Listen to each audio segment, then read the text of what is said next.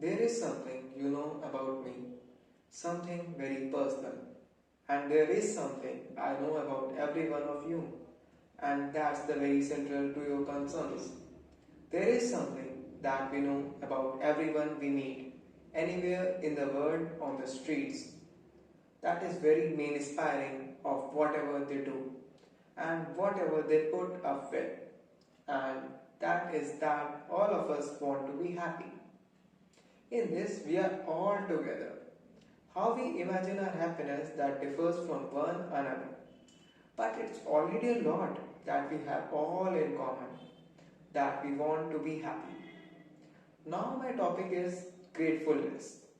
What is the connection between happiness and gratefulness? Many people would say, well, that's very easy. When you are happy, you are grateful. But think again, is it really happy people that are grateful? We all know quite a number of people who have everything that it would take to be happy, and then they are not happy because they want something else or they want more of the same. And we all know people who have lots of misfortune that we ourselves would not want to have, and they are deeply happy. They radiate happiness, you are surprised. Why? Because they are grateful. So it's not happiness that makes us grateful, it's gratefulness that makes us happy. If you think it's happiness that makes you grateful, think again. It's gratefulness that makes you happy. Now, we can ask, what do we really mean by gratefulness? And how does it work? I appeal to your own experience. We all know from experience how it goes. We experience something that's valuable to us. Something is given to us that's valuable to us. And it's really given. These two things have to come together. It has to be something valuable and it is a real gift. You have not bought it. You have not earned it. You have not traded it in. You have not worked for it. It's just given to you. And when these two things come together, something that's really valuable to me, and I realize it's freely given, then gratefulness spontaneously rises in my heart. And happiness spontaneously rises in my heart. That's how gratefulness happens. Now, the key to all this is that we cannot only experience this once in a while. We cannot only have grateful experiences. We can be people who live gratefully. Grateful living, that is the thing. And how can we live gratefully?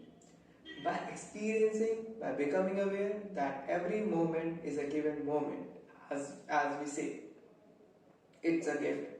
You have not earned it. You have not bought it about it any way. You have no way of assuring that there will be another moment given to you. And yet, that's the most valuable thing that can ever be given to us. This moment, with all the opportunity that it contains, if we did not have this present moment, we would not have any opportunity to do anything or experience anything. And this moment is a gift. It is a given moment, as we say. Now, we see a gift within this gift is really the opportunity. And you are really grateful for is the opportunity, not the thing that is given to you. Because if that thing was somewhere else and you did not have the opportunity to enjoy it, you do something with it. You would not be grateful for it. Opportunity is the gift within every gift. And we have this saying, opportunity knocks only once. Well, think again. Every moment is a new gift, and over again. And if you miss the opportunity of this moment, another moment is given to us, and another moment. We can avail ourselves of this opportunity or we can miss it. If we avail ourselves of the opportunity, it is the key to happiness. We hold the master key to our happiness in our own hands. And moment by moment, we can be grateful for this gift. Does that mean that we can be grateful for everything? Certainly not. We cannot be grateful for violence, for war, for abuse, for exploitations. On the personal level, we cannot be grateful for the loss of a friend, for unfaithfulness, for bereavement. But I did not say we can be grateful for everything. I said we can be grateful in every given moment for the opportunity that even when we are confronted with something that is terribly difficult, we can rise to this occasion and respond to the opportunity that is given to us. It is not as bad as it might seem. Actually, when you look at it and experience it, you find that most of the time that is given to us is the opportunity to enjoy.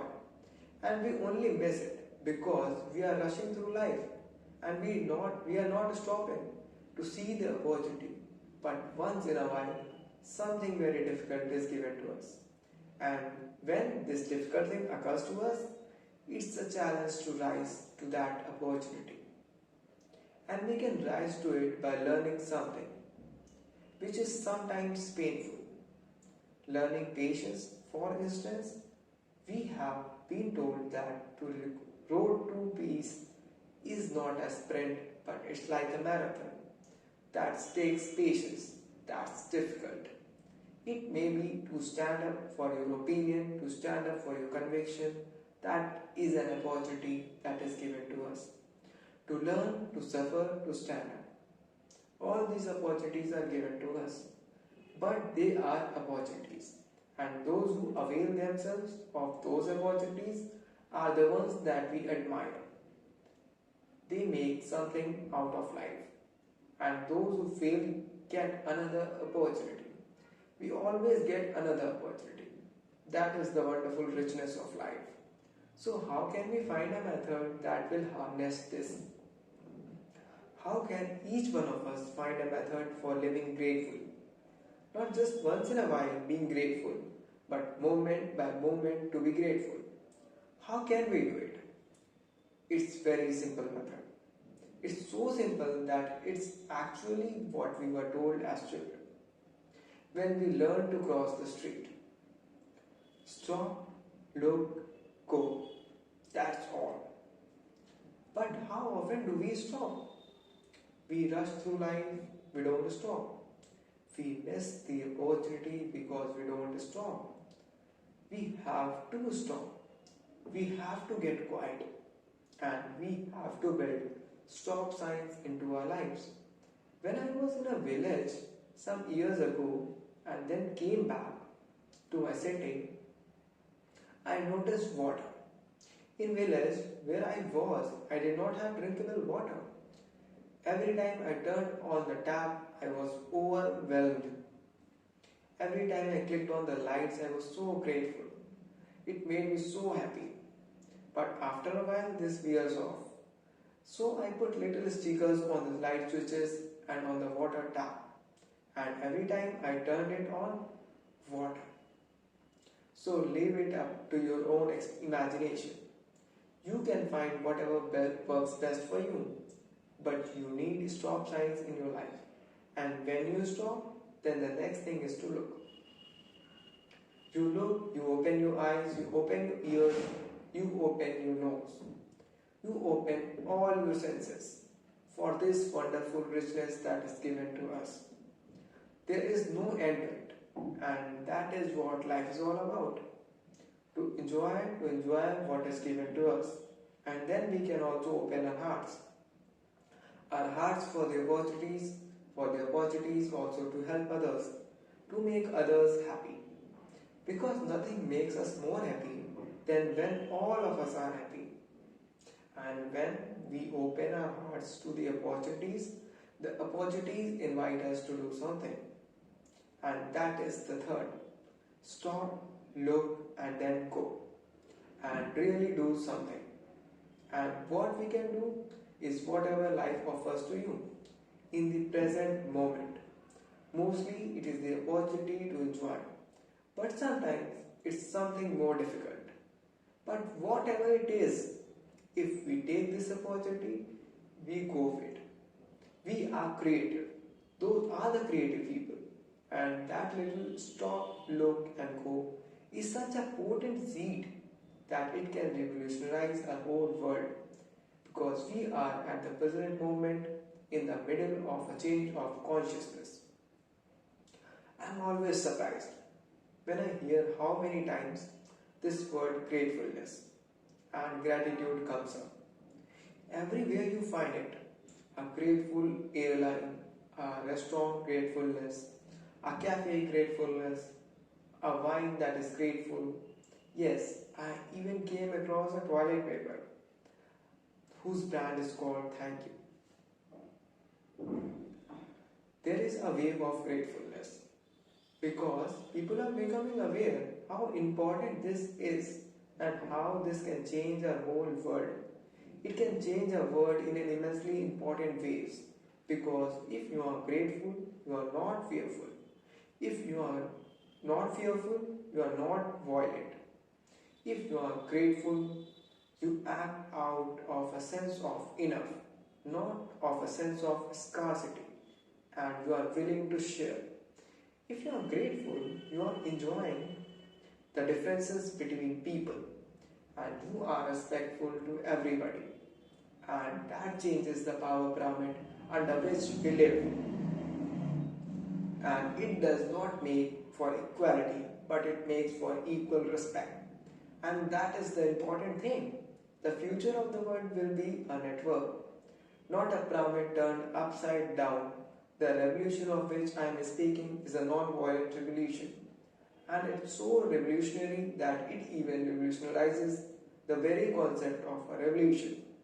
Because the normal revolution is the one where the power pyramid is turned upside down and those who are at the bottom are now on the top and they are doing exactly the same thing that the ones before.